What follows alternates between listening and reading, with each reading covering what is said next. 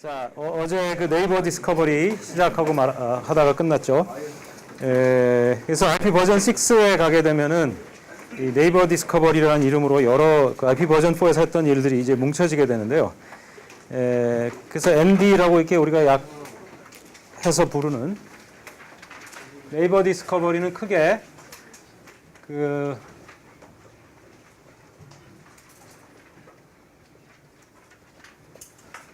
네이버 솔리시테이션하고 네이버 애드버타이즈먼트, 그다음에 이제 라우터 솔리시테이션, 라우터 애드버타이즈먼트 이렇게 크게 두 분으로 나뉜다고 했습니다.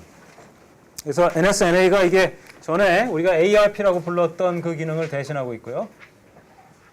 그다음에 라우터 솔리시테이션, 애드버타이즈먼트는 여러 가지가 합쳐진 것인데 그 라우터 디스커버리라고 하는 게 일단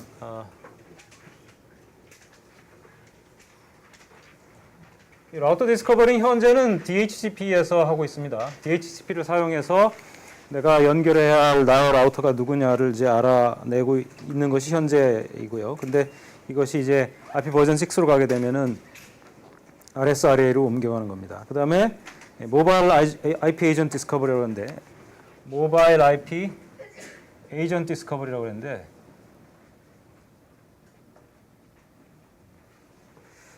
이것은 현재 IP 버전 4에서는 그 IP 버전 4에도 라우터 애드버타이즈먼트가 있죠. 그게 ICMP에서 지금 있는 기능이죠. 전에 우리가 테이블에서 본 적이 있지만 상당히 전에 있던 테이블이죠.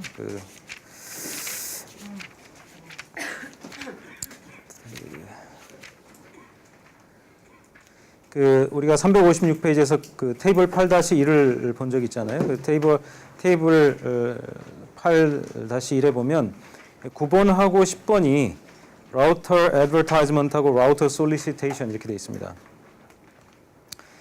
사실은 그 원래 이제 ICMP에서 이것을 지원을 했었는데 최근에 와서는 DHCP가 워낙 편리하고 또 파워풀한 여러 피처를 갖고 있기 때문에 거기에 당연히 이제 그 라우터를 알아내는 그런 기능도 포함되어 있어서 이 ICMP를 썼던 것을 거의 안 쓰고 있었죠. 오직 어떤 용도로만 썼었냐면은 이게 그 모바일 IP에서 모바일 IP가 뭐 딴 게 아니고 내가 원래 예를 들면 고대에서 원래 붙여 쓰고 있는 기계인데 내가 출장 갈 때마다 들고 간다 그 기계를. 그래서 예를 들면 제주도에 있는 무슨 그 회사에 가서 뭔가 작업을 한다라고 할 때 거기에 그 모바일 IP를 도와주는 라우터가 하나 있어야 돼요. 그러니까 우리가 이제 foreign agent라고 하는데 모바일 IP는 여기서 자세히 다룰 생각은 없습니다만 그런 이제 특별한 역할을 해주는 서버 그 모바일 IP를 동작하게 도와줄 그 에이전트라고 불러요. 그래서 우리가 에이전트라고 하는 그런 서버 역할을 해주는 라우터가 있어야 되는데요. 걔네들을 발견할 때 썼었죠. 그래서 그 형태로 남아 있었는데 이제 IP 버전 6로 오게 되면 이것이 ICMP 버전 6의 표준 피처로 이제 쓰이게 되고요. 그다음에 리다이렉트가 있었습니다. ICMP 리다이렉트 그죠? 리다이렉트 상황은 어제 설명했었는데 자기 서브넷에 라우터가 2개씩이나 있고 그 중에 하나를 디폴트로 지정을 했는데 실제로 내가 지금 가려고 하는 목적지는 디폴트 라우터가 아닌 그 옆에 있는 라우터를 통과하는 것이 맞는 경우에 디폴트 라우터가 일단 내가 라우팅 테이블에서 매치가 안 되면 일단 가야 되는 라우터니까 그리 갔을 때 디폴트 라우터가 이거는 사실은 나한테 오면 안 되고 옆에 있는 라우터로 가는 게 짧은 길이라 맞는데 왜 나한테 왔을까? 이 상황에서 패킷은 정상적으로 라우팅을 해서 보내주되 자기한테 잘못 패킷을 보내온 호스트에게 라우팅 테이블을 고치세요라고 하는 에러 메시지를 보내게 돼 있죠. 그것이 이제 ICMP 리다이렉트였어요. 그것이 이제 그 리다이렉트가 IP 버전 4에도 있었는데 ICMP 버전 4에도 있었는데 이 ICMP 버전 6에도 역시 어떤 이름으로 있냐면 이제 RSRA이라는 이 이름으로 그 우선 아래에 있는 겁니다.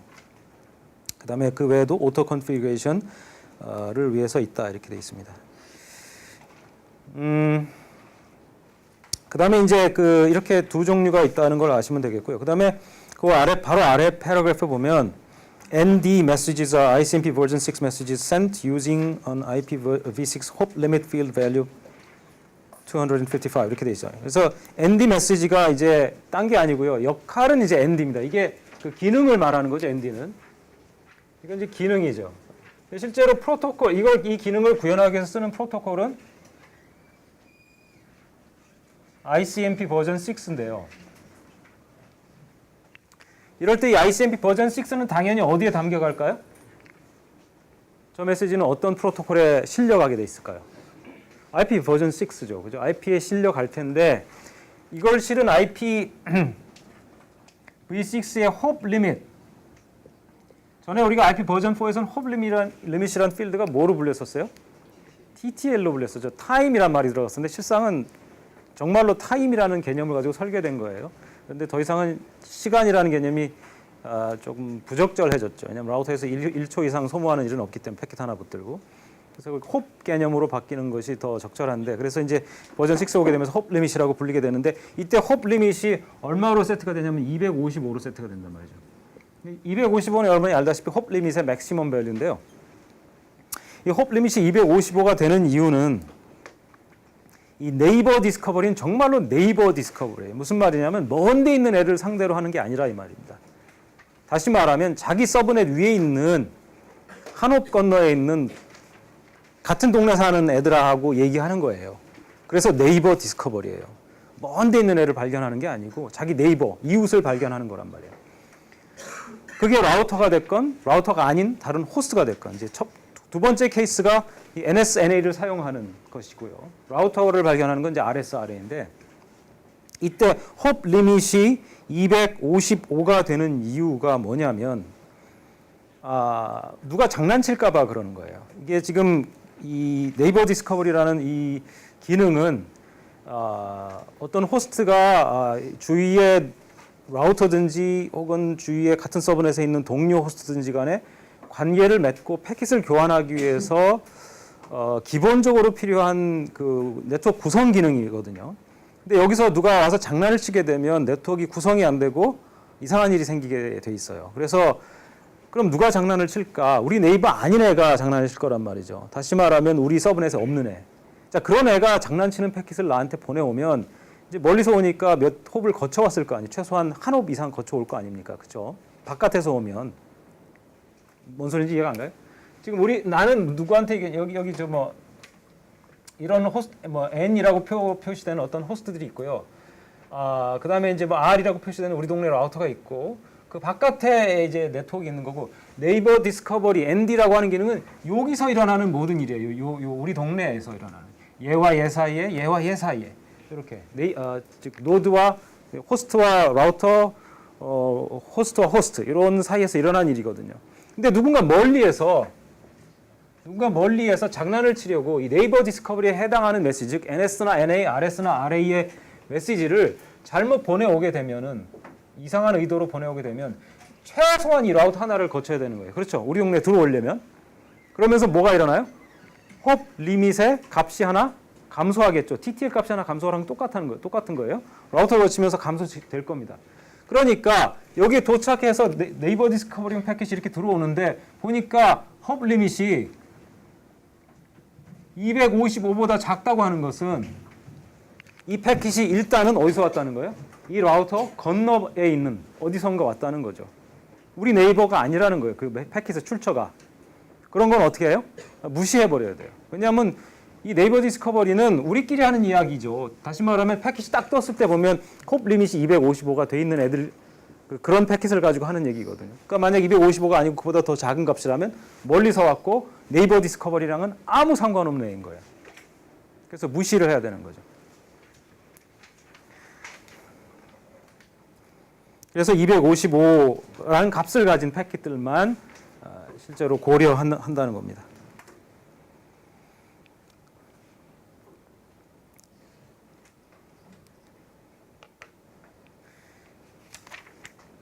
그래서 이제 그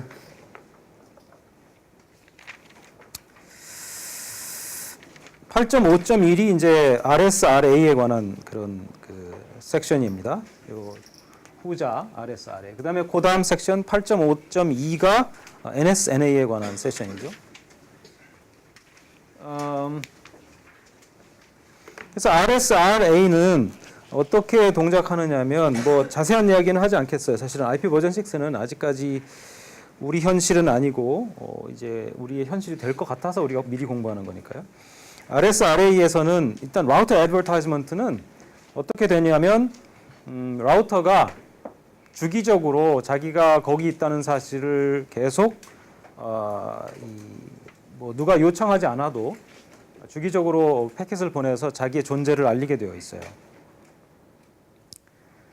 그래서 397페이지의 맨 윗줄에 보면 The router advertisement message is sent by routers to the all nodes multicast address. 이게 FF02 그 더블 콜론 1 이게 모든 노드는 들으라고 하는 목적지 주소예요. IP 버전 6에서 멀티캐스트 주소 중에서 모든 노드라고 하는 거는 그 노드는 호스트도 포함되고 라우터도 포함되는 겁니다. 이게 어떤 서브넷에 매달리는 그 누구든지 간에 이건 들으라는 이야기죠. 그 주소로 라우터 애드버타이즈먼트가 보내지면서 거기에 사는 이 서브넷에 매달려 있는 모든 호스트가 그것을 듣게 되고 라우터가 거기 있다는 걸 알게 되는 겁니다. 자, 이것이 첫 번째로 라우터 애드버타이즈먼트가 보내지는 방법입니다. 누가 요청하지 않았어도, 다시 말하면 솔리시테이션을 하지 않았어도 라우터가 그냥 알아서 주기적으로 계속 정보를 뿌려주는 거죠. 자기의 존재를 알리는 겁니다. 또 한 가지 방법은 호스트가 그 라우터 애드버타이즈먼트를 이끌어내기 위해서 라우터 솔리시테이션 메시지를 보내는 케이스예요. 그래서 그림 8.8-32 396페이지 아래쪽에 나온 그림을 보면 그 라우터 솔리시테이션 메시지의 형식이 나와 있습니다. 자, 뭐 형식은 우리가 자세히 안 보겠고요. 그 그림 위에 하나, 둘, 셋, 넷, 다섯 번째 줄 보면 RS messages are sent to the all routers multicast address 이렇게 돼 있어요. 이 라우터 솔리시테이션 메시지는 어느 주소로 보내지느냐? FF02:2. 이것이 이제 모든 이 우리 동네에 사는 라우터는 들으라라고 하는 뜻의 목적지 주소입니다. 그래서 라우터들에게 보내지는 거예요. 그래서 우리 동네 라우터들이 살고 있으면 내가 지금 솔리시테이션 하고 있으니까 너의 정체를 알려달라는 거예요. 있으면 나한테 알려달라는 거예요. 내가 너를 라우터 삼아서 쓰겠다 이 말이겠죠. 자, 그것이 이제 라우터 솔리시테이션 앤 애드버타이즈먼트입니다. 자, 넘어가서 398페이지에 보면 앞에서 말씀드렸던 대로 8.5.2절에 NS하고 NA가 나오는데 이것은 이제 우리가 ARP 리퀘스트와 ARP 리스폰스로 우리가 생각해 볼 수 있습니다. IP 버전 4에서 우리가 ARP라는 이름으로 배웠던 기능이죠.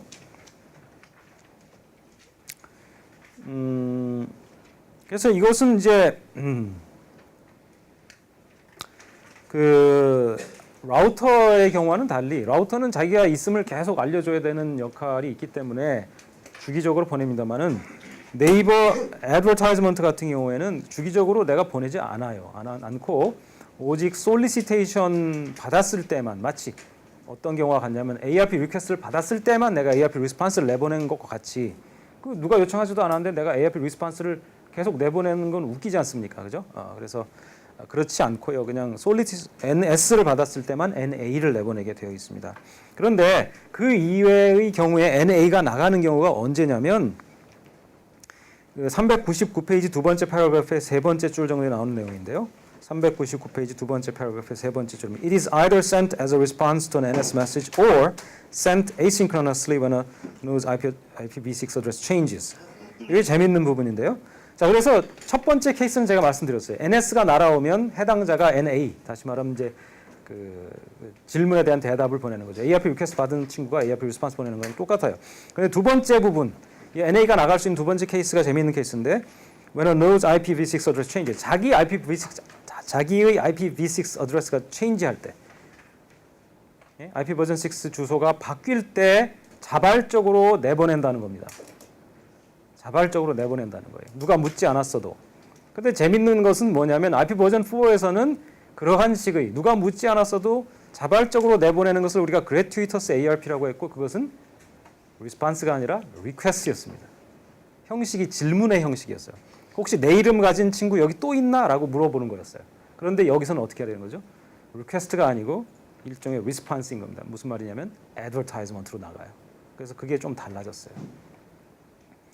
그래서 자기의 IPv6 어드레스가 체인지가 됐다고 생각이 되면 네이버 애드버타이즈먼트를 해줍니다. 사실은 애드버타이즈먼트라는 그 용어나 개념을 쓰기 시작하면 그게 오히려 더 자연스럽죠. 질문으로 하는 게 아니라 나 바뀌었어요 하고 통보해 주는 게 더 자연스러운 개념이 되는 겁니다. 그래서 버전 6로 오게 되면서는 네이버 애드버타이즈먼트가 애드버타이즈먼트 형식을 띠지 이상하게 좀 억지스럽게 질문으로 나가지 않는단 말이죠.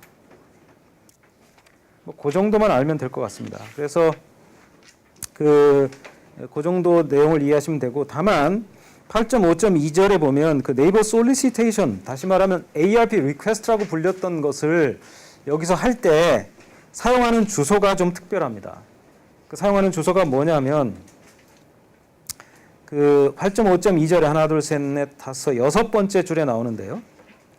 거기 어떤 말이 나오면 It is sent to the solicited node multicast address 라는 말이 나와요. solicited node multicast address라고 되어 있어요. 그래서 이 solicited node multicast address라고 하는 것이 특별히 이 용도로 주소가 할당이 되어 있다는 겁니다. 우리가 전에는 어떻게 썼냐면 IP 버전 4의 ARP를 생각하신다면 IP가 전혀 개입이 되지 않습니다. 그 당시에는 IP 주소로 상대방의 IP 주소를 알지만 그 친구의 해당 맥 주소를 모르기 때문에 내가 할 수 없이 IP 주소로 질문을 직접 못 던지고, 직접 못 던지고, 왜 못 던지죠? 질문을 담아서 보낼 그 프레임의 목적지 주소가 뭔지 모르니까. 그렇잖아요. 그래서 할 수 없이 맥 주소에다가 브로드캐스트 주소로 모든 친구가 다 들어라고 해서 듣게 만들고, 그 중에 하나가 그 실제로 대답을 해야 되는 친구가 됨으로써 걔가 응답을 하게끔 하죠. 그런데 IP 버전 6에 오게 되면 그런 이상한 ARP라는 프로토콜 자체가 없어지기 때문에 그렇게 하지 않고요. 다른 방법을 쓰게 되는데 그게 뭐냐면 실제로 IP 버전 6를 사용을 하는 겁니다.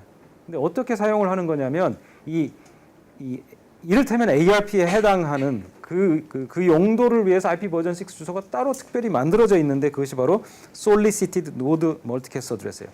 아이디어만 설명하자 그러면 이 solicited node multicast address는 prefix 부분이 정해져 있어요. 거기 보면은 그 바로 아래쪽에 보면 target address라고 이탈릭 체로 된 바로 옆에 괄호치고 prefix F02 땡땡땡땡 1 땡 그다음에 F 하고 되어 있는데 이게 좀 오타가 많이 나 있어요. 그 prefix 한 다음에 뭐가 돼야 되냐면 F02가 아니고요. FF02입니다. FF02 더블 콜론 1 나오고 콜론 나오고 또 F가 하나밖에 없는데 그게 또 다시 더블 F입니다. 그러니까 FF가 돼야 되는 거예요. 두 군데 지금 에러가 있는 거예요. 사실은 요 prefix를 달고요. 요게 104비트인데 요 prefix하고 128비트니까 나머지 24비트를 내가 알고 있는 네이버의 마지막 IP 주소의 마지막 24비트로 띄웁니다. 그러면 요 주소는 나의 지금 타겟이 되는 녀석이 이미 자기 주소라는 걸 알고 있어요. 그러니까 전에는 그 질문자가 상대방의 IP 주소는 알고 있어도 그 친구의 맥 주소를 몰라가지고 할 수 없이 맥 브로드캐스트 주소로 뿌리는 수밖에 없었는데 지금은 이 solicited node multicast address라는 특별한 IP 용도의 IP 주소가 있고 그것을 상대방이 알고 있어서 이 주소를 가지고 그냥 IP를 사용해서 보냅니다. 그러면 이 FF02라는 것이 이게 멀티캐스트 주소예요. 그래서 멀티캐스트 주소는 무조건 뭐로 바뀌나요? 밑에서 이제 그 맥의 브로드캐스트 주소로 바뀌죠. 그래서 전에 우리가 IP 버전 4에서 했던 것처럼 브로드캐스트가 일어나고 그 목적이 되는 노드가 이 노드를 이 패킷을 받았을 때 나한테 지금 ARP 질문이 왔구나. 기본적으로 그렇게 인식을 하는 거예요. ARP는 아니지만 이름은 더 이상. 그래서 응답을 하게 되는 겁니다. 그래서 그 용도로 특별히 주소가 하나 만들어져 있다라고 하는 것이 재미있는 점입니다. 이름은 solicited node multicast address로고요. 이 solicited가 바로 그 NS의 그 solicitation에서 나온 그 solicited입니다. 그래서 버전 6로 가게 되면 ARP라는 프로토콜이 따로 없고 이와 같이 NSNA라는 이름으로 다시 바뀌어 있고 그래티터스 ARP가 없어지고 네이버 애드버타이즈먼트가 그걸 대신하고 있고 그다음에 네이버 솔리시테이션의 경우에 아예 그것을 위해서 특별히 지정되어 있는 IP 주소가 있다까지 이해하면 되겠습니다. 여기까지 질문이요. 네.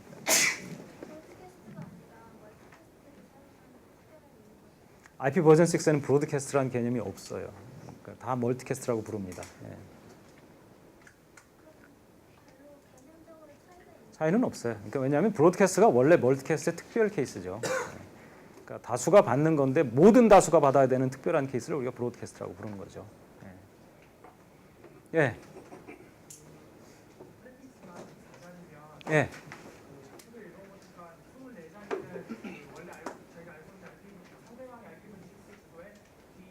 그렇죠. 예, 맞아요. 예, 예.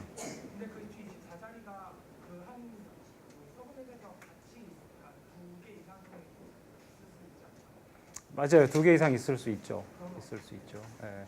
근데 이제 그 2개 이상 있을 수 있는 것에 사실 충돌 확률이 있습니다. 충돌 확률이 있는데 같은 서브넷이기 때문에 실상은 같은 서브넷에 있다 그러면 호스트들은 어떤 자리로 구분을 하게 되어 있냐면 뒷자리로 구분하게 되어 있죠. 그러니까 163.152. 얼마점 얼마에서 맨 뒤에서 차이가 나게 돼 있지 앞에서 차이가 나는 건 아니죠. 그러니까 뒤에서 차이가 나는 것이 정상적인 케이스입니다. 만약에 같다고 하면 좀 이상하죠. 163.152. 그러니까 24비트 안에서 그 24비트에서 차이가 안 나고 앞쪽에서 차이가 난다는 건 좀 상상하기 어려워요. 그러니까 물론 이제 프레픽스가 보통 64비트, 뒤가 호스트 부분이 64비트라서 앞에서 차이가 나버릴 수도 있어요, 물론. 그런데 통상은 우리가 앞에서 차이를 안 내고 뒤쪽에서 내겠죠. 그러니까 이제 그런 가능성은 적다고 본 겁니다.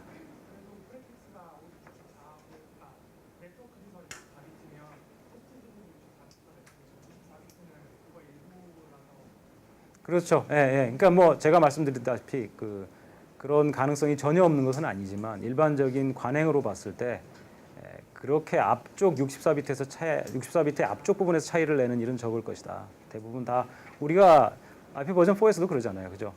뒤쪽을 변화시키잖아요. 그러니까 이제 그런 면에서 본다면 뭐 문제는 없을 것이라고 본 거겠죠. 또 다른 질문 있나요? 네.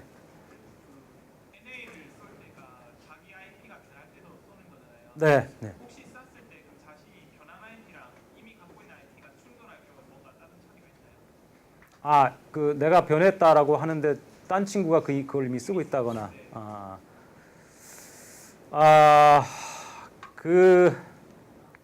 사실은 이제 거기서부터는 그 프로토콜의 범주는 벗어나요. 무슨 말이냐면 프로토콜 정의의 범주는 벗어나고 사실 ARP에서도 그랬어요. ARP에서도 나타나는 양상을 보고 IP 충돌입니다라고 보고를 하는 거지. IP 충돌입니다라고 보고하는 것이 ARP 프로토콜에 정의된 내용은 아니에요. 그러니까 여기서 마찬가지 기법이 적용되겠죠. 그러니까 NS, NA는 여기까지 정의를 해주고 이제 OS에서 그것을 사용할 때 이상하다.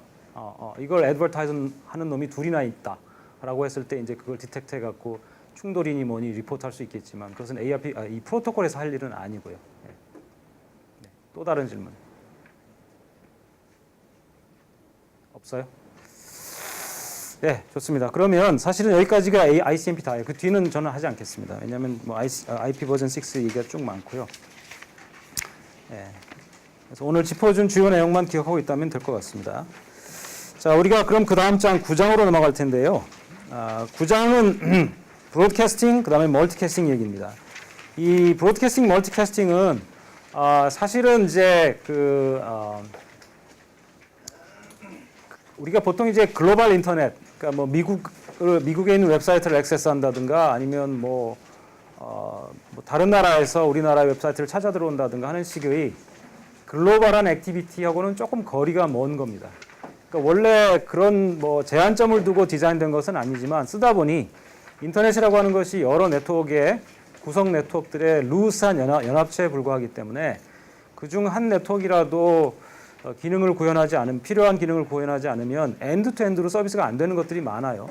그 중에 하나가 이제 멀티캐스트입니다. 예를 들면 류현진 야구 중계를 어떤 서버가 하고 있을 때 여러분이 이렇게 중계를 보잖아요. 근데 그 경우는 멀티캐스트, 여기서 얘기하는 멀티캐스트로 사실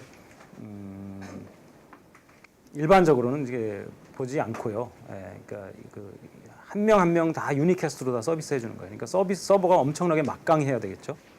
그리고 또 서버가 사용하는 그 통신 선도 엄청나게 밴드위스가 높아야 될 겁니다. 사실 그 문제를 해결하기 위해서 멀티캐스트라는 개념이 원래 등장은 했었어요. 그런데 불행히도 이 멀티캐스트를 네트워크 안에서 지원을 해줘야 되는데 지원을 일반적으로 하지 않습니다. 그러니까 특별한 용도로 닫힌 망 안에서는 지원할 수 있지만 오픈 인터넷에서 남들을 위해서 멀티캐스트 서비스를 해주는 망이 거의 없습니다. 그렇기 때문에 뭐 미국에서 멀티캐스트 하고 있는데 한국, 이스라엘, 일본, 뭐 중국 이런 데서 이렇게 멀티캐스트를 리셉션을 하고 있다? 그런 케이스는 거의 없어요. 그런 건 없다고 보면 되고요. 굉장히 닫힌 컨텍스트에서만 쓰이는 것입니다. 그래서 크게 두 부류로 나눌 수 있겠는데 하나는 링크 로컬 멀티캐스트라고 해서 우리가 방금 전에 NSNA, RSRA를 공부하면서 FF02 하면서 이렇게 나가는 멀티캐스트 주소들이 있었죠. 그래서 같은 서버넷 위에서 그저 망을 구성하고 유지하기 위해서 사용하는 용도가 하나입니다. 그러니까 여러분들은 전혀 관심이 없겠죠. 재미가 없잖아요. 그죠? 뭐 서로 연결하기 위해서 쓰는 정도니까 우리 피부에 안 와닿죠. 근데 다행히도 그래도 현실적인 예가 하나가 있는데 그것이 IPTV입니다. IPTV에서는 IP 멀티캐스트 기술을 굉장히 많이 씁니다. 그래서 여러분이 집에서 IPTV를 보고 있다? 네, 확실하게 IP 멀티캐스트를 쓰고 있는 겁니다. 그래서 다행히도 이와 같이 IPTV 망이라고 하는 건 닫힌 망이에요. 예를 들면 그게 오픈 인터넷은 아니라고요. 그런데 그래도 그나마 그렇게 쓰고 있는 정도가 여러분들 배울 때 흥미를 유발할 수 있는 그 요소가 되어주기 때문에 고마울 지경입니다. 근데 어쨌든 그래서 9장에서는 우리가 브로드캐스팅과 그 다음에 멀티캐스팅 이야기를 하게 될 겁니다. 사실 멀티캐스트가 인터넷 전역에서 되어준다면 참 좋은 일일 거예요. 왜냐하면 생각해 보면요, 여기 인터넷에서 어떤 호스트가 멀티캐스트 서비스를 해요. 내가 다저스 구장에 갔어요. 그래갖고 유현진 경기를 내 스마트폰으로 찍어서 전 세계로 중계를 하고 싶어요. 스마트폰 한 대 가지고는 사실 어려운 일이에요. 왜냐하면 아까 얘기했잖아요. 이걸 하나씩 뿌려주려고 그러면 지금 하나마다 이 HD 스트림이라고 생각해 보세요. 하이 데피니션 TV 이 정도의 그 화질을 가지는. 여러분이 그 네이버 사이트에 가면 프로야구 중계하죠.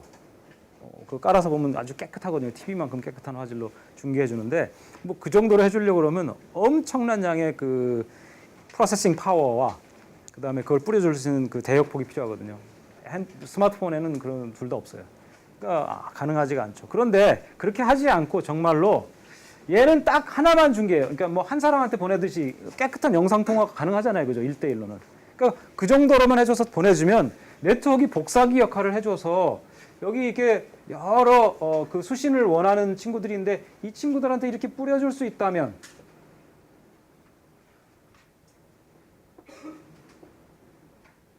예? 이 친구들에게 이렇게 뿌려줄 수 있다면 여기는 한 번만 보내주면 되니까 그렇죠?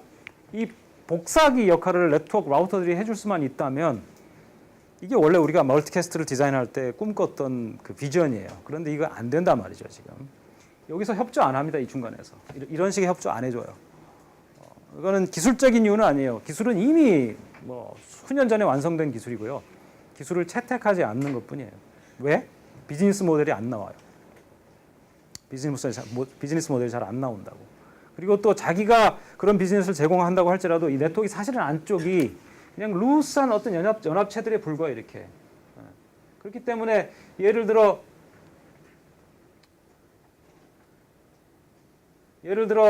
이 사용자의 경우에는 이런 패스를 거치게 돼서 망 A, 망 B, 망 C, 망 D를 거쳐서 이걸 받아야 되는데 A, B, C, D 중 한 놈만 틀어버려도 안 되는 거예요. 무슨 말인지 알겠어요? 네. 그러니까 이런 엔드-투-엔드 서비스는 정말 하기 어렵습니다. 그래서 이런 특별한 일들을 이 중간에 있는 망들이 지원해주지 않는다면 단 하나만 지원해주지 않아도 당장 안 되는 거예요. 그래서 못하고 있는 겁니다. 이거는 기술적인 문제라기보다는 뭐라고 해야 될까요? 돈의 문제예요. 비즈니스의 문제. 비즈니스 모델이 없다는 문제예요.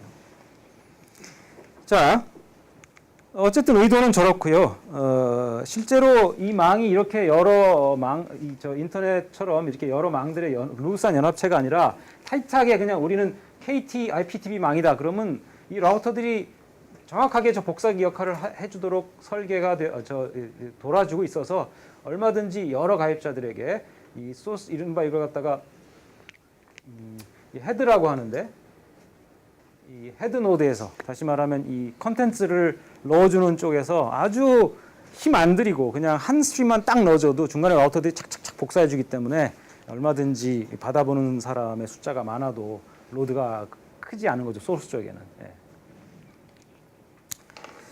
자, 그렇게 되어 있습니다. 일단 멀티캐스트는 조금 복잡하니까 단순한 브로드캐스트 얘기부터 좀 하죠. 9.2절이 브로드캐스트 얘기가 되는데요. 437페이지에 가게 되면 브로드캐스트 주소란 말이 나오는데, 자, 브로드캐스트란 말이 나왔다 그러면 이거는 어디 얘기라는 얘기입니까? IP 버전 6 얘기입니까? IP 버전 4 얘기입니까? 4 얘기죠. 6에는 브로드캐스트란 말을 쓰지를 않고요. 아예 개념이 없다기보다는 그런 말을 쓰지 않습니다. 멀티캐스트라고 부르죠. 자, 브로드캐스트 주소는 제가 이 코스의 초반에 얘기한 적이 있었는데, IP 버전 4 브로드캐스트 주소는 크게 두 부류로 나뉩니다. 첫째는 디렉티드 브로드캐스트가 있고요. 둘째는 리미티드 브로드캐스트가 있습니다. 디렉티드는 뭐였죠? 앞에 네트워크 프레픽스라든가 서브넷 넘버까지도 멀쩡해요. 그런데 뒤에 호스트 부분이라든가 이런 데만 255 해갖고 255가 한 케이스가 되어 있습니다만 어쨌든 호스트 부분의 모든 비트가 1로 표시가 되어 있는 거죠. 그리고 리미티드 브로드캐스트는 물론 32비트 모두가 다 1로 세트가 되어 있는 것이고요. 그 리미티드라고 불렸던 이유는 다른 것이 아니라 걔가 생성된 그 브로드캐스트 패킷 생성된 서브넷을 절대로 벗어나지 못한다라고 하는 것이 한계점이기 때문에 이제 그래서 한계라는 말이 붙는 것 같다고 했고요. 디렉티드는 그런 한계점이 없고 얼마든지 멀리서 쏠 수 있다. 그래서 패킷 하나를 땅 쐈을 때 인터넷을 싹 거쳐와서 지금은 그런 거 허용 안 되지만 거쳐와서 고대망에 들어와서 정확하게 원하는 서브넷까지 딱 찾아 들어와서 거기서 확 퍼질 수 있다 이랬죠. 예. 마치 유도 폭탄이 날아와서 거기서 끝에 가서 빵 터지는 것처럼. 물론 이제 요즘에 그런 걸 그냥 넉넉히 받아줄 만한 망은 없습니다. 더 이상. 이제 아주 이너슨한 데이 옛날에 인터넷이 굉장히 순진무구했을 때 통했죠. 근데 지금은 안 통합니다. 어쨌든 이 두 종류의 브로드캐스트 주소가 있는데요. 공히 어떤 종류의 브로드캐스트가 되었든지 간에 맥 주소는 뭘로 바뀌죠? 그게 이더넷이건 아니면 와이파이건 쉐어드 미디엄에서 어떻게 바뀝니까? 전부 다 비트가 1인, 그렇죠? 6바이트, 48비트가 모두가 다 111 이렇게 바뀌죠. 그래서 그 9.2.21절의 세 번째 줄에 보면 FFFFFFFF라고 하는 헥사데시말 노테이션을 했을 때 모두가 F가 되는 그런 주소로 변환됩니다. 그러니까 ARP는 브로드캐스트 주소에 대해서 필요가 없죠. 왜냐하면 이런 단순한 번역 룰이 있기 때문에 누구한테 물어보기도 좀 그렇죠. 사실 브로드캐스트 주소는 누가 브로드캐스트 주인이길래 물어보겠어요, 그죠? 주인도 없는 주소고 대답해줄 사람이 없죠. 근데 단순한 어떤 룰이 있기 때문에요. 그게 디렉티드 브로드캐스트 주소건, 리미티드 브로드캐스트 주소건 무조건 맥 레벨에서는 정확히 말하자면 링크 레벨에서는 전부 다 FFFFFFFF로 무조건 번역됩니다. 그래서 여러분이 이제 ARP 캐시를 갖다가 ARP-A로 쳐보면 이것도 들어있죠. 이 매핑도. 근데 그것은 ARP 프로토콜에 의해서 생긴 매핑은 당연히 아닙니다. 이것은 그냥 통일성을 기하기 위해서 트랜슬레이션 테이블이라고 하니까 같이 넣어놨을 뿐이지 ARP는 유니캐스트에서만 필요한 프로토콜이고요. 브로드캐스트는 단순한 이 법칙에 의해서 됩니다.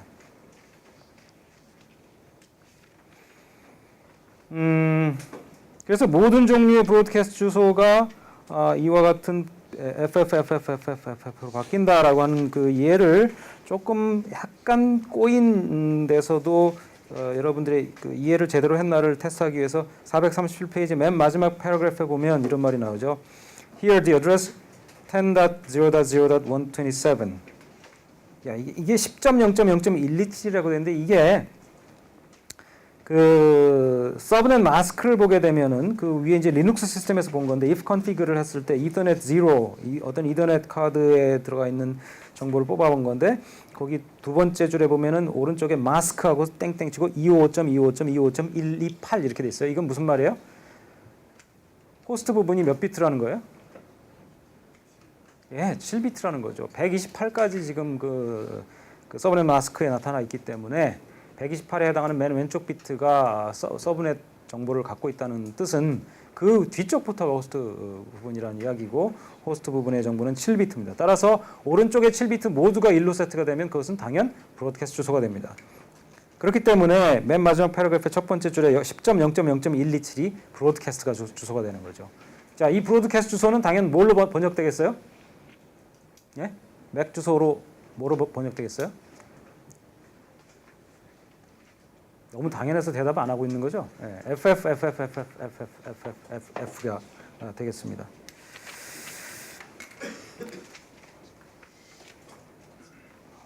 자, 그래서 439페이지에 보게 되면 9.2.2절에 보면 브로드캐스트 데이터그램을 보내기라고 하는 제목이 붙어있죠. Sending Broadcast Datagrams라고 하고 나서 리눅스 시스템에서 핑을 치는 예를 보여주고 있는데 역시 10.0.0.127은 아까와 같은 세팅에서 지금 브로드캐스트 주소입니다.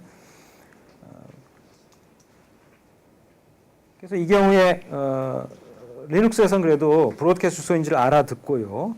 서브넷 마스크 같은 걸 보고 판단했겠죠. 브로드캐스트 주소인지를 알아듣고 너 진짜로 브로드캐스트 하기 원하니? 그렇다 그러면 네 의사를 분명하게 하기 위해서 즉 10.0.0.127이 어떤 특정 호스트 주소가 아니라 브로드캐스트 주소라는 걸 확실하게 하기 위해서 -b 플래그를 써라고 하고 끝내줍니다. 여러분이 그래서 -b 플래그를 치고서 브로드캐스트를 하게 되면 사실은 이 답이 올 수도 있고 안 올 수도 있어요. 그러니까 어떤 OS 따라 세팅 따라 다른데 윈도우즈 같은 경우에는 이런 브로드캐스트 패킷을 날렸을 때 핑에 대한 대답이 없는 것처럼 처리합니다. 그래서 아무것도 안 나타나요. 근데 그게 실제로 그래서 그 핑 패킷을 안 보냈느냐 그렇진 않고요. 보냅니다. 보내서 응답이 주르륵 도착했겠죠. 패킷 하나는 브로드캐스트니까 하나를 보냈어도 맞는 놈은 여럿이죠. 브로드캐스트 그거 전에 하나 던졌는데 여러 놈이 맞는 거예요. 있는 놈 다 맞는 거죠. 그죠? 그게 브로드캐스트예요. 그럼 맞은 애가 핑을 맞은 애가 이제 이를테면 퐁을 보냈을 거 아니에요. 그죠? 에코 리플라이를 보냈을 거예요. 보냈으면 주르륵 왔을 건데 여러분이 핑을 쳐서 브로드캐스트 주소를 했을 때 보면은 아무것도 안 온 것처럼 그냥 횡해요. 그 명령 치고 리턴 딱 쳐도 아무것도 안 나타나. 보통 핑처럼 뭐가 막 자꾸 뜨는 게 아니고. 근데 정말로 아무것도 패킷이 오간 게 없냐? 그렇지 않고요. 오간 게 있어요. 어떻게 하면 알 수 있어요, 그거? 어떻게 하면 알 수 있죠? ARP 캐시를 보면 알 수 있어요. ARP 캐시를 전후를 비교해 보면 구질구질 잔뜩 차 있어요. 그 브로드캐스트 핑을 날리고 난 뒤에 보면. 그 뭐 했다는 거예요? 뭐 했다는 거죠? 이제 핑을 쳤을 때 이제 그 브로드캐스트로 날아갔는데 날아갔을 때 그쪽에서 이제 응답이 오잖아요. 근데 응답을 보내주기 위해서 걔는 나랑 전에 연락이 없었던 애면은 무슨 일을 했겠어요? 응답을 보내야 되겠는데 이 브로드캐스트 핑을 날린 놈의 백 주소를 모르겠는 거예요. 그 친구가. 그럼 뭐 하겠어요? 나한테 대고 ARP를 할 거라고. 그럼 ARP를 하면 질문이 오지만 질문을 받는 나는 뭘 하죠? 질문에서 질문자의 매핑을 얻어내죠. 그래서 넣는다고 ARP 캐시에. 그렇기 때문에 그런 작업을 통해서 내 ARP 캐시가 갑자기 붐비게 됩니다. 전에는 이제 멀쩡하게 아무것도 없었는데 이 핑 하나 딱 날렸는데 아무것도 동작하지 않는 것처럼 보이지만 실제 ARP 캐시를 보면 그 뒤로 호박씨를 많이 까고 있었다는 걸 알 수가 있어요. 그래서 그 ARP 캐시가 그득 차 있는 걸 보게 됩니다. 이제는 아주 관심을 잃었구만, 그지? 무슨 얘기를 해도 반응이 없어요. 예. 집에 가서 해보세요. 예. 자, 브로드캐스트 얘기는 여기까지입니다. 여기까지 질문이요. 질문 없어요? 더 나가도 되죠, 진도? 예. 그 ARP 프로토콜 때 간단한 몇 가지 원칙을 가지고 ARP 프로토콜이 운용되는 것을 설명한 적이 있었는데 다시 한번 반복할게요.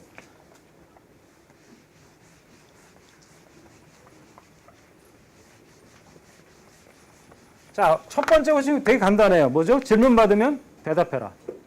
그게 첫 번째 원칙이에요. 두 번째, 네가 질문을 안 받았더라도 제3자에 가는 질문을 봤을 때 그 질문자에 관한 정보를 네가 매핑으로 갖고 있다면 현재 보내지고 있는 질문의 내용을 사용해서 덮어 써라. 업데이트하란 말이죠. 그렇게 하고 질문을 네가 받았으면 대답을 할 뿐 아니라 질문에 들어있는 질문자의 매핑으로 역시 RP에 채워라. 덮어 써라. 요거죠. 예. 대략 요 한 세 가지 원칙입니다. 질문을 받았으면 대답해라. 대답만 할 뿐 아니라 질문자의 그 매핑을 현재 네 애플캐시에 넣어라. 이미 있었다면 오버라이트 해라.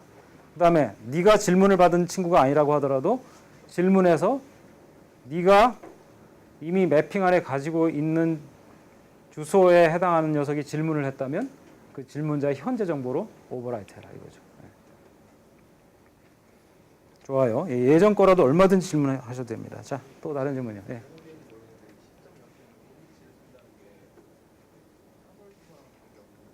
사설 주소죠. 10.0.0.0 블락은 사설 주소 맞습니다. 그러니까 현재 여러분이 고려대학교에 와가지고 스마트폰을 쓰거나 와이파이로 연결해서 그러면 10점 얼마점 얼마를 받아요. 주소를요.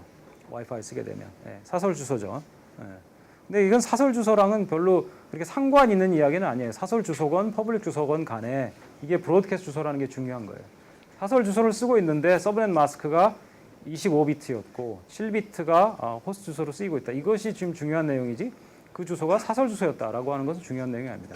그러니까 현재 그 프로토콜의 동작에 영향을 끼치는 아무 요인이 되지 못해요. 사설 주소냐 퍼블릭 주소냐 지금 여기서.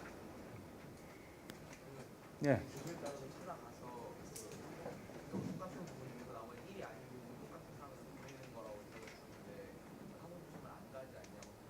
아니, 이것은 이제 사설 주소 망 안에서 벌어진 이야기니까. 그러니까 요즘 디렉티드 브로드캐스트를 파이어월이 안 막는 경우는 없어요. 무슨 말이냐면 고대 바깥에서 고대 안쪽으로 대고 디렉티드 브로드캐스트를 쏘는데, 다시 말하면 폭탄을 던지는데 그걸 받아줄 파이어월은 없어요. 다시 말하면 이 일은 어디서 일어나고 있는 거죠? 망 안에서 일어나고 있는 거예요. 다시 말하면 같이 사설 주소를 쓰고 있는 우리끼리 하는 얘기란 말이에요. 그러니까 뭐 안 가지 않냐? 안 갈 이유가 없죠. 왜냐하면 다 우리도 같이 10점 얼마를 쓰고 있는 사이에서 누구를 가릴 거예요. 그죠? 예. 예. 리미티 브로드캐스트라면 제가 직접 제 망에 있는 제 망 같이 맡기는 애들한테 이렇게 다 직접 쓰는 건데 그 외부에서 아까 그 디렉티드 브로드캐스트라면 제 망의 외부에서 저한테 들어오는 그 라우터에서 쫙 뿌리는 거 맞습니다. 그러니까 이제 브로드캐스트라고 구간이 지정되잖아요.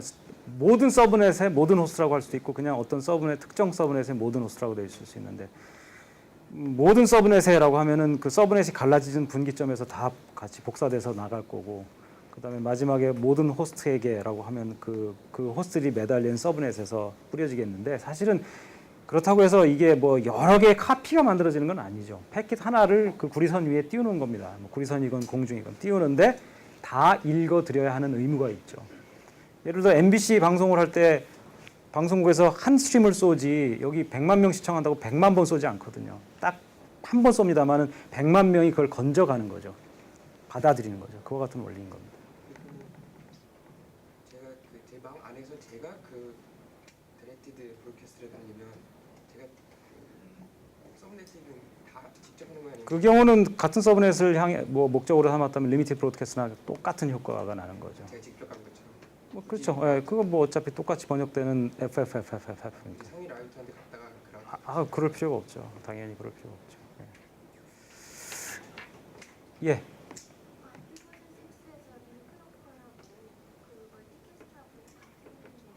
아니요. 링크 로컬은 스코프 이야기죠. 스코프 이야기하고. 그러니까 어디까지 이게 전파 가능하냐. 링크 로컬이라고 하는 건 라우터 못 넘어감 이런 뜻이고요. 멀티캐스트는 받는 숫자가 몇 개냐라고 하는 이야기죠. 유니캐스트는 한 개고 멀티캐스트는 여러 개인데, 사실은 그래서 링크 로컬 멀티캐스트가 아니고 사이트 로컬 멀티캐스트도 있어요. 그러니까 링크를 넘어가는 멀티캐스트도 있잖아요. 그러니까 그 두 개의 개념은 오토고널한 거죠. 서로 전혀 상관이 있는 개념이 아니에요. 예. 조합이 될 수 있는 개념이죠. 예.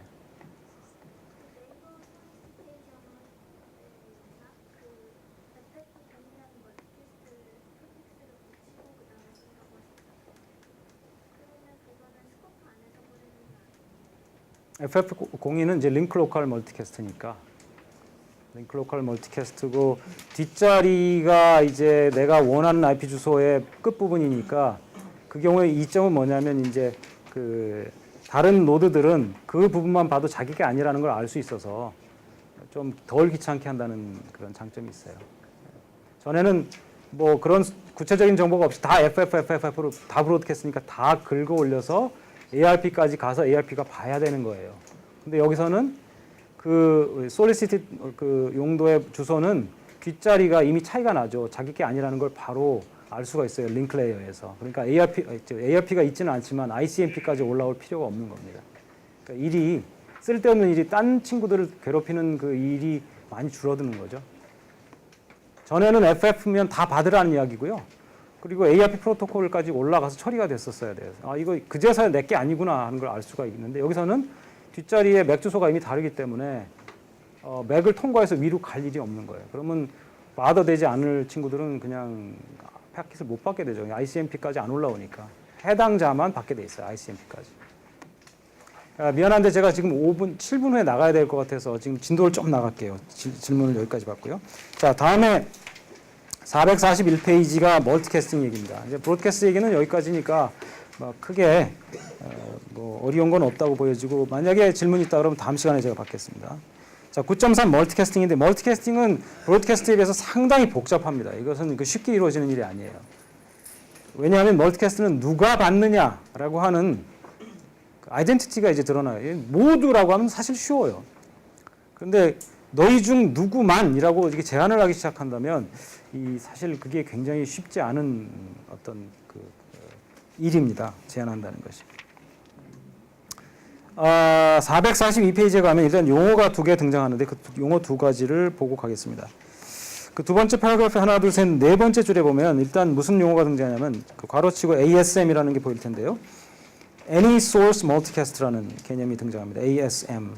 자, 그에 반해서 또 그 아래 하나, 둘, 세 번째 줄에 내려가면 SSM이라는 Source Specific Multicast라는 개념이 나와요. 이 2가지가 상대가 되는 개념인데 일단 ASM, SSM 이걸 제가 설명하고 오늘 마쳐야 될 것 같습니다.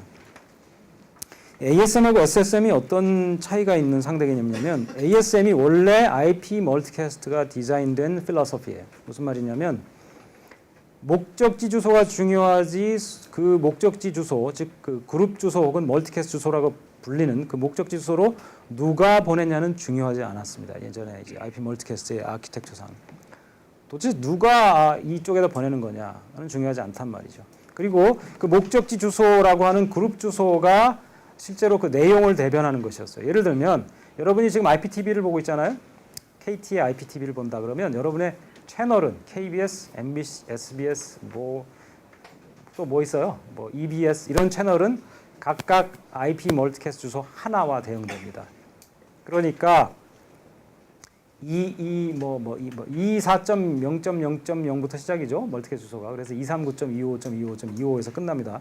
그 사이에 어떤 주소 하나를 잡아가지고 얘는 SBS야, 얘는 KBS야, 얘는 MBC야 이렇게 하는 거예요. 그래서 내가 MBC를 보고 싶어요. 그러면 그거에 해당하는 IP 주소로 오는 멀티캐스트 주소, IP 멀티캐스트 주소로 오는 패킷을 내가 받아서 쓰면 되는 거예요. 근데 이 경우는 옛날 모델로 치자 그러면 누가 멀티캐스트 주소로 보냈느냐는 중요하지 않았어요. 뭐 개나 소나 다 보낼 수가 있어요. 실제로 예전에 지금은 아마 안 그럴 거예요. 근데 예전에 한 몇 년 전에 3, 4년 전에 KT에 IPTV 셋탑박스를 갖다 놓고 그때는 이제 KT IPTV 망하고 KT의 그 코어넷이라고 하는 인터넷 망하고 딱 연결이 돼 있었어요. 그래서 저희가 KT 가입자였거든요. 그래서 저희 셋탑박스에 물론 딴 친구를 공격하면 저희가 이제 문제가 생기지만 우리 셋탑박스를 우리가 공격하겠다는데 그죠? 그래서 우리 셋탑박스 IP 주소를 알고 있었기 때문에 거기다가 대고 막 트래픽을 때려 부었어요. 특히 이제 그 셋탑박스가 현재 시청하고 있는 채널에 해당하는 그룹 주소로 멀티캐스트 주소로 가미지 패킷을 마구 뿌려줬더니 TV가 멈춥니다. 그러니까 무슨 말이야? 그걸 걸러내지 않고 이거 KBS 보고 싶다 그러면 KBS 그 방송 그 헤드, 저 콘텐츠 헤드에서 왔구나, 소스에서 왔구나 하고 무조건 받는 거예요. 이게 바로 all source multicast입니다. any source multicast입니다. 누가 보냈는지 가리지를 않는 거예요. 그 주소로 보냈다 그러면 다 받아서 쓰려고 한단 말이에요. 당연히 그 화면이 정지되고 뭐 꺼멓게 되고 막 이런 일이 일어나는 거예요. 자, 이게 문제가 있는 거 당장 알겠죠. any source multicast. 이거는 정말 인터넷이 아주 순진무구했을 때나 통하던 그런 개념이겠죠. 그래서 최근에는 이제 그 source specific multicast, 멀티캐스트 주소가 목적지가 누구냐도 중요하다. 그걸 보고 내가 일단 받기는 받을 거예요. 그러나 뭐까지 따지겠다? source까지 따지겠다. 누가 보냈느냐를 따지겠다는 거예요. 자, 여기까지 이해가 됐어요? 예? 예. 개나 소나 나는 유현진 야구 중계라고 막 그 유현진 야구 중계에 해당하는 채널에 해당하는 IP 멀티캐스트 주소로 개나 소나 보냈을 때 그거 다 받으면 여러분들 화면이 안 나옵니다. 예. 그래서 그런 경우에는 누가 보냈냐를 따져가지고 정당한 소urce 내가 알고 있어야 되겠죠. 여러분 셋탑박스는 당연히 압니다. 어디서 와야 되는지를. 그렇기 때문에 여러분이 IP 스푸핑을 하지 않는 이상은 다 걸러내지게 되는 것이 source specific multicast입니다. 여기까지 질문이요. 예.